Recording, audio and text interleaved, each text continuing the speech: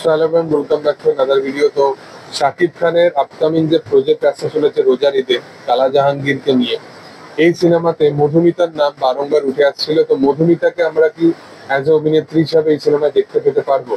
তো দেখো, মধুমিতাকে নিয়ে আমি যেরকম অনেক মাল্টিপল ভিডিও বানিয়েছি, যেহেতু আপডেটের দরুন, তো সেহেতু আমারও একটা মানে আমার মনে হয় যে প্রয়োজনীয়তা আছে এই বিষয়টা নিয়ে কথা বলার, যেখানে মধুমিতার নামটা কিন্তু সরে গেছে বা মধুমিতার নামটা নেই।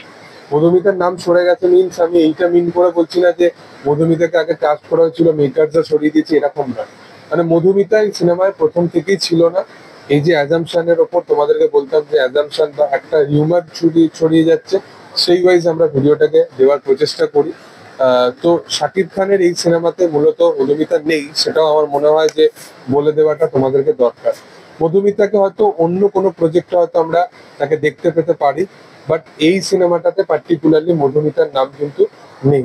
তো মূলত মধুমিতা ছাড়া এই সিনেমায় তাহলে অ্যাক্ট্রেস কে থাকতে চলেছে, অ্যাক্ট্রেস হিসাবে হয়তো আমরা অন্য কোনো অভিনেত্রীকে দেখতে পেতে পারি, বা মধুমিতাকে হয়তো অন্য কোনো প্রজেক্ট, যেমন মেহেদী হাসান হৃদয়ের প্রজেক্টটায়, সেই প্রজেক্টটাতেও কিন্তু মধুমিতার নাম উঠে এসেছিল। তো সম্ভবত সেই প্রজেক্টটাতেও আমরা তাকে দেখতে পেতে পারি। বাট রাদার দেন যদি দেখা যায় যে এই সিনেমাটাতে পার্টিকুলারলি অভিনেত্রী হিসাবে তিনজনের নাম কিন্তু প্রচন্ডভাবে উঠে আসছে, যার মধ্যে একজন হচ্ছে তাসনিয়া ফারিন, একজন হচ্ছে তমা মির্জা, এবং অন্য আরেকজন যার নাম উঠে আসছে বারংবার, সেটা হচ্ছে সাবিলা নূর, যার সাথে শাকিব খান রিসেন্টলি সে তাণ্ডবের মতো একটা স্ট্যাবলিশ কাজ করলো।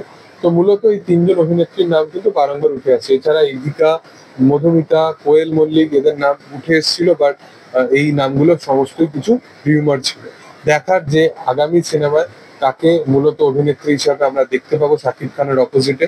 শাকিব খান এতটাই চার্মিং একজন পার্সন, সে নিজের ডিপার্টমেন্টে ভালোই কাজ করবে এবং সে সবার সাথে ভালো কেমিস্ট্রি বিল্ড আপ করতে পারে, এবং অভিনেত্রীদেরও কিন্তু একটা প্রাধান্যতা তার সিনেমার মধ্যে থাকে, সেটা আমরা বারংবার দেখে এসেছি।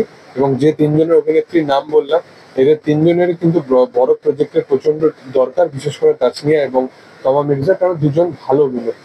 দেখার যে সেটা আপকামিং দিনে কি হয়। তবে তোমাদের কি বক্তব্য এই বিষয় নিয়ে, সেটা তোমরা অবশ্যই কমেন্টে জানিও। ভিডিও ভালো লাগলে অবশ্যই লাইক করো, শেয়ার করো, সাবস্ক্রাইব করো চ্যানেলটিকে, পাশে থাকা বেল আইকনটা অবশ্যই প্রেস করো। Thank you all, by.